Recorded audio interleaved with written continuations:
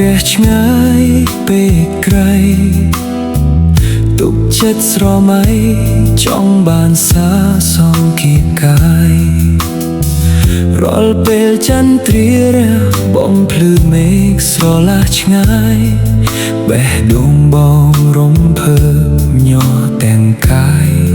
និងចិត្តចន្ទ្រាដឹងទេថាមានគេលួចស្នេហ៍ថ្លៃនោះក្នុងលោកីតែងប្រាថ្នាពន្លឺរបស់នាងព្រោះចន្ទ្រាតែងរះបំភ្លឺផែនដីមុសតក្នុងលោកា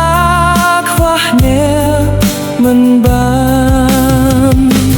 ចន្ទ្រាអើយចន្ទ្រាបន្ទាបខ្លួនចងមកបន្តិចបានទេឲ្យរៀមរាបានថ្នាក់ថ្នមបីបាននៅរះពួរឆ្ងាយពេកក្រៃចិត្តបងងងឹតដូចរាត្រីគ្មានកាយក៏មិនស្មើចន្ទ្រាមួយដែលបេះដូងបងប្រាថ្នាអស់មួយជីវិតបើថ្ងៃណាចន្ទ្រាលែងរះលើមេ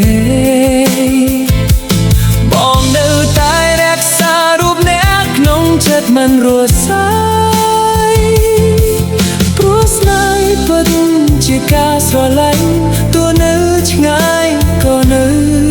តែស្មង